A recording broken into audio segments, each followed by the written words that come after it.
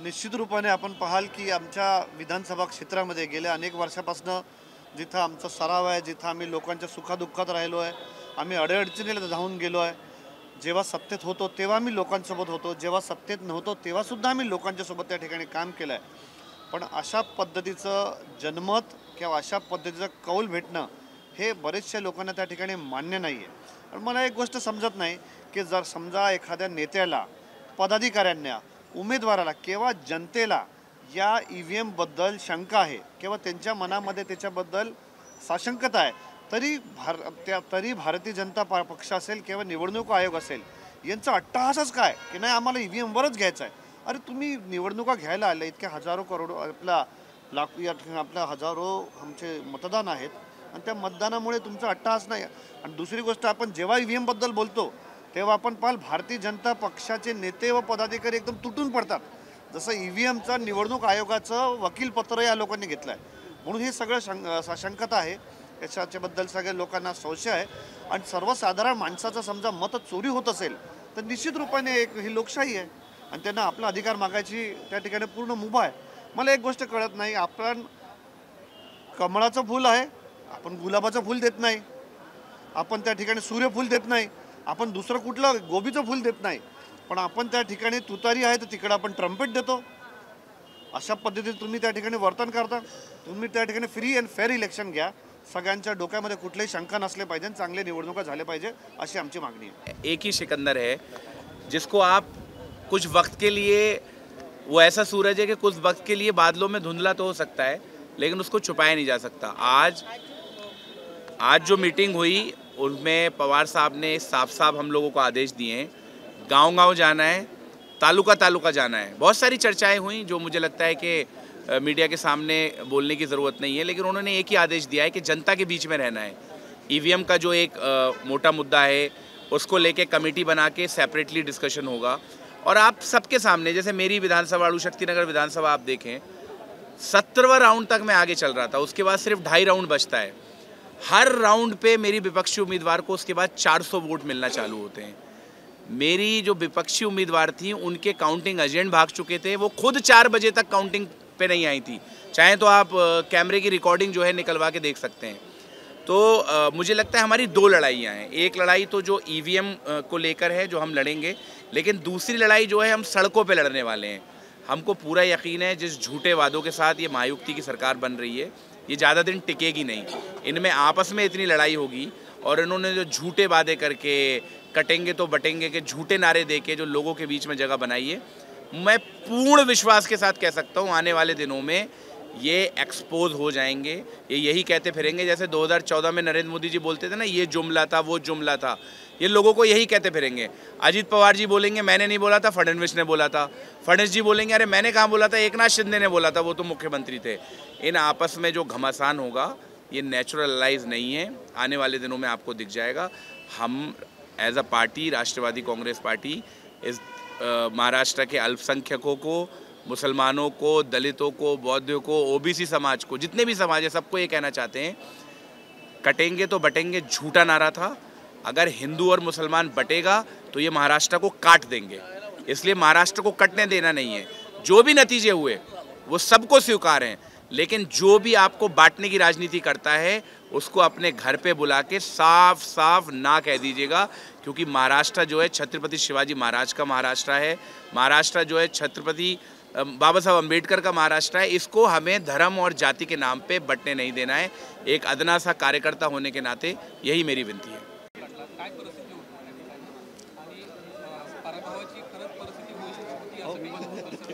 नाही, मी 212 पर्वत विधानसभा मतदारसंघातून लढले. नागरिकांमध्ये यावेळेस प्रचंड असंतोष होता आणि आत्ताच्या ज्या आमदार निवडून आलेल्या आहेत या निवडून येण्याची कुठेही शाश्वती नव्हती. नागरिकांमध्ये प्रचंड असंतोष होता आणि असं असताना सुद्धा आमच्या सगळ्यासमोर एवढा मोठा प्रश्न आहे की या निवडून कशा आल्या. कारण नागरिकांचे आम्हाला स्वतःहून फोन येत आहेत. आज हा आमदार निवडून आल्यानंतर कुठल्याही प्रकारचा आनंदोत्सव आमच्या मतदारसंघामध्ये साजरा होत नाही आहे.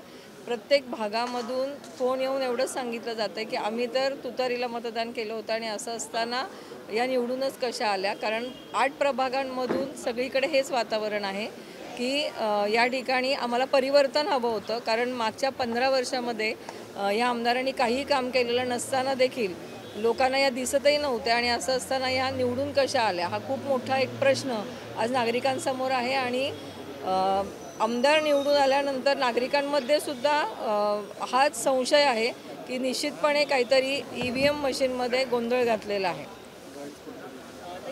त्यावर शरद पवार साहेबांचं काय म्हणणं पडलं न्यायिक आपण माझ्या माहितीप्रमाणे त्यांनी काही उमेदवारांना सांगितलं की तुमच्याकडे पुरावे असतील तर तुम्ही इंडिव्हिज्युअल न्यायालयात किंवा निवडणूक आयोग. हो, हा लढा तर आम्ही आता देणार आहे. आम्ही असं या ठिकाणी जे आम्हाला संशय आलेले आहेत ते तर मांडलेले आहेत, कारण प्रत्येक पेटीमधला जो काही डिफरन्स आहे तो खूप मोठ्या प्रमाणातला दिसतो. आणि असं होणारच नाही ना की आमच्या प्रभागात सुद्धा आम्ही या ठिकाणी काम करून सुद्धा ते दावा करतात की विरोधकांना स्वतःच्या भागामध्ये सुद्धा मत मिळवता आलं नाही. तर असं नाही आहे. जिथे मशीन मॅनेज केली आहे तिथे तुम्हाला प्रत्येक भागामध्ये सारख्या अंतर आणि थोड्याफार फरकाने जो काही फरक दिसतो हा काही काम केलेल्याचा फरक नाही आहे. हा काम न करता EVM मशीन मॅनेज केलेल्याचा फरक आहे. आम्ही या ठिकाणी आदरणीय साहेबांसमोरही आमची ही चिंता या ठिकाणी व्यक्त केलेली आहे.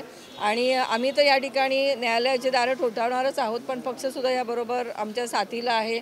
आम्हाला सहकार्याची भूमिका या ठिकाणी पक्षाने ठेवलेली आहे. आणि निश्चितपणे आम्ही सगळेच उमेदवार या ठिकाणी जिथं जिथं आम्हाला EVMचा डाऊट आहे त्या ठिकाणी आम्ही न्यायालयाची दारं ठोठावणार आहोत. तुमच्या मतदारसंघामध्ये नेमका काय प्रकार तुम्हाला आढळला आणि आता पुढचं पाऊल तुम्ही काय उचलणार? मतदारसंघ चिपळूण संगमेश्वर विधानसभा मतदार 265 चिपळूण विधानसभा संगमेश्वर मतदारसंघातून आपण निवडणूक लढवली. निवडणुकीमधलं एकंदरीत महिन्याभरातलं वातावरण, त्या वातावरणाच्या अनुषंगाने झालेल्या सभा, तरुणांचा असलेला उत्साह आणि ग्रामीण भागातल्या सगळ्या कार्यकर्त्यांचा असलेला पाठिंबा, हे सगळं अत्यंत चांगल्या प्रमाणात असताना जो निवडणुकीचा निकाल जो आला तो अनपेक्षित आहे असं सगळ्यांचं म्हणणं आहे. आणि त्या दृष्टीने या पुढच्या काळामध्ये जसं आज पवारसाहेबांनी मार्गदर्शन केलं त्याप्रमाणे EVMच्या संदर्भात काही ठिकाणी अनेक कार्यकर्त्यांची जी मतं आहेत की जे प्रभाग आमचे स्वतःचे हक्काचे आहेत त्याही प्रभागामध्ये ज्या पद्धतीने आम्हाला मतं पडलेत त्याच्यावरती कार्यकर्ते समाधानी नाही आहेत. आणि म्हणून या संदर्भात आम्हाला सुद्धा या दृष्टीने पुढची कायदेशीर कारवाई करण्याबाबत पक्षाने जे सांगितलं आहे त्याप्रमाणे आम्ही पावलं उचलणार आहोत.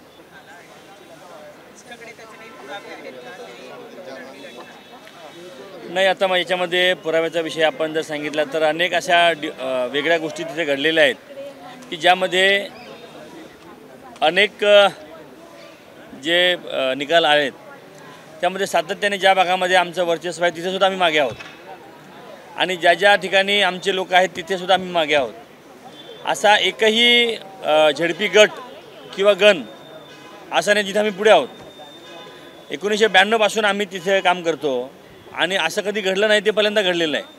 मग अशी एवढी मोदी साहेबांची लाट 14ला आली तेव्हासुद्धा आम्ही त्या ठिकाणी माझी आई जिल्हा परिषद सदस्य होती, माझे तिथे 4 ZP सदस्य होते, पंचायत समिती आमच्याकडे होती. मग असं असताना तिथे आज आम्ही मागे आहोत. अशी कुठली लाट अचानक आली की जी दिसली नाही लोकांना. आणि लोकांचं मत हे आहे की आम्ही मतदान तुतारीला केलं आहे, परंतु एवढ्या मोठ्या 41,000 मतांनी माझा पराभव होतो आहे हे लोकांना पडलेलं नाही, तिथल्या प्रशासनाला पडलेलं नाही, तिथल्या पोलीस यंत्रणेला पडलेलं नाही.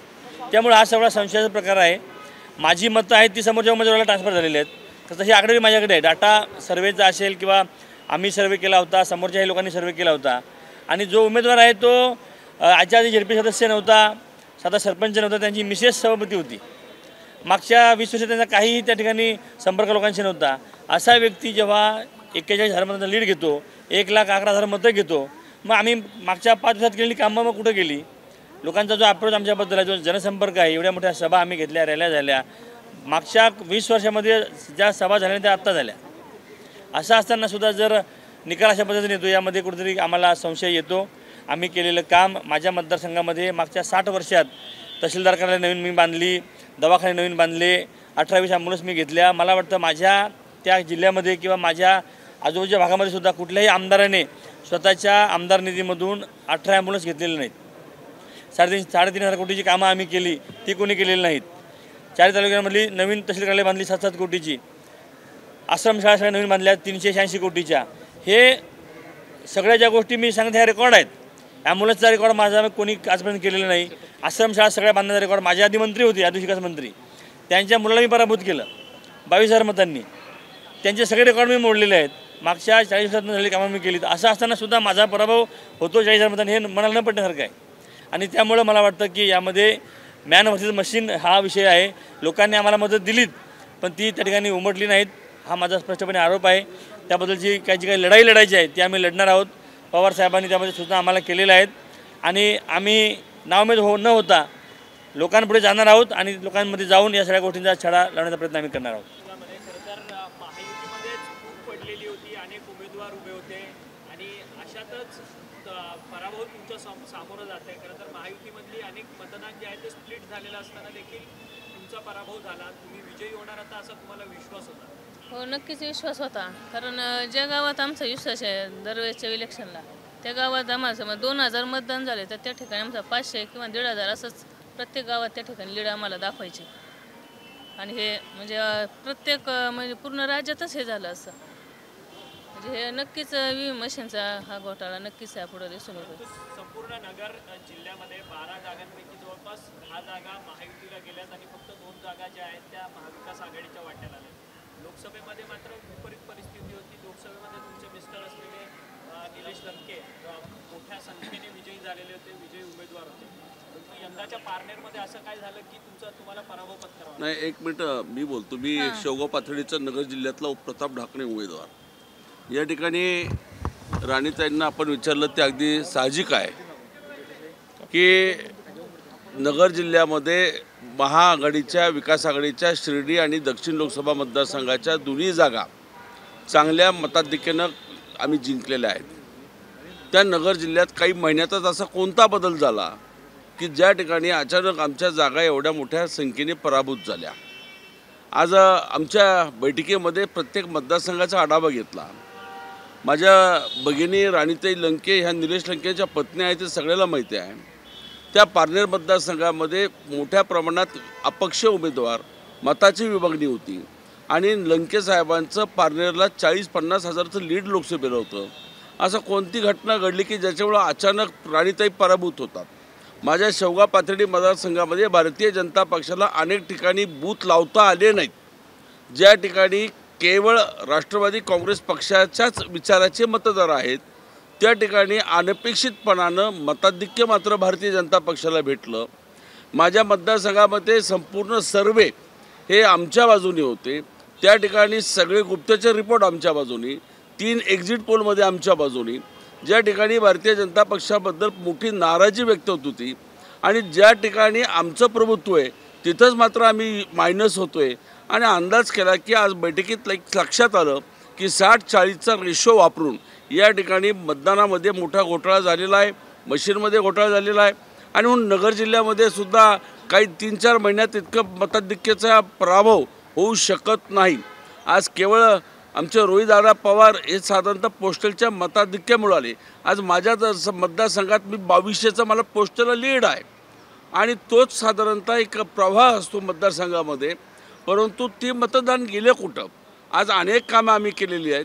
त्या ठिकाणी सगळ्या पद्धतीचे आमची सगळ्या पद्धतीने बूथ लागले होते आणि भारतीय जनता पक्षाला बूथवरती माणसं नसताना सुद्धा मताधिक्य मिळतं आहे.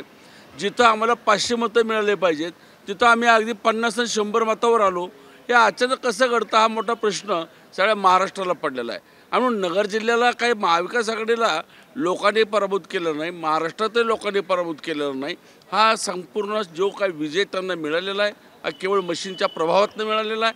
आता चोरी केलेली आहे, चोर कोण आहे सगळ्या महाराष्ट्राला माहीत आहे. पण आता केलेली चोरी सिद्ध करणं हे इतकंसं सोपं नाही हे आम्हाला माहीत आहे. पण चोरी झाली हे मात्र महाराष्ट्राला माहीत आहे आणि चोर कोण आहे हे महाराष्ट्राला माहीत आहे.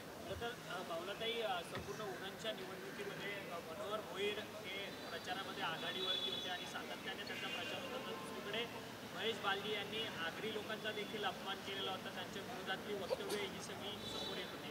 अशात देखील महेश बालदी यांचा विजय झालेला. आपण बघाल की पोस्टलचे जे आहे म्हटल्याप्रमाणे पोस्टलचे जे मतदान आलं त्याच्यामध्ये सगळ्या ठिकाणी महाविकास आघाडी ही आघाडीवर होती आणि अचानक EVMचं जेव्हा वोटिंग काउंटिंग चालू झालं तेव्हा अचानक आम्ही मागे आलो. तर तुम्हाला इलेक्शन घ्यायचं असेल तर पारदर्शक पद्धतीने बॅलेट पेपरवरच इलेक्शन होऊ दे, मग होऊन जाईल दूध का दूध पाणी का पाणी. ज्या ठिकाणी रिकाउंटिंग आपण बघाल, रिकाउंटिंग झाले एखाद्या उमेदवार जर 400 मतं पडलेली असेल आणि रिकाउंटिंग झाल्याच्या नंतर अचानक तो उमेदवार 200वर येतो, मग त्या मशीनमध्ये जर 400 मतं असतील तर 400च दिसायला पाहिजे, ती कमी जास्त कशी काय होतात. म्हणूनच सर्वसामान्य माणसांचा या EVMवर विश्वास राहिलेला नाही. आम्ही सगळे, मी स्वतःसुद्धा आम्ही कोर्टात जाणार आहोत आणि ज्या पद्धतीने हे जे काय दडपशाहीचं EVMच्या माध्यमातून हे जे काय हुकुमशाही आणण्याचं जे काय षडयंत्र रचलं गेलं याचं पर्दाफाश करण्याचं काम आम्ही सुद्धा करणार आहोत.